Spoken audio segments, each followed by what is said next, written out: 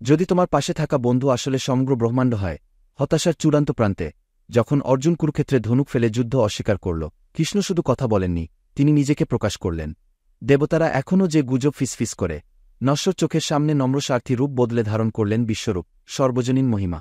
মনে হল সহসা হাজার সূর্য একসাথে জ্বলে উঠেছে, অসহনীয় দীপ্তিতে সমস্ত সৃষ্টি ভেসে গেল।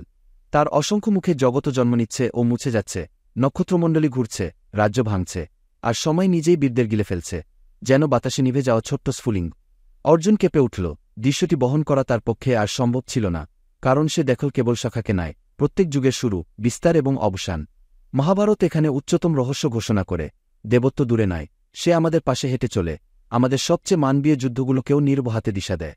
এই উপমা চিরন্তন। নিজের ভেতরের যুদ্ধের মুখোমুখি না হলে আমরা দেখি না যে অনন্ত আগেই আমাদের মধ্যে অধিষ্ঠিত, আমাদের নিঃশ্বাসের মধ্যে, সাহসের ক্ষুদ্রতম কণাতেও। লিখুন, যদি আজ ব্রহ্মাণ্ড নিজের মুখ আপনাকে দেখায়, আপনি কি সত্যি তাকানোর সাহস করবেন?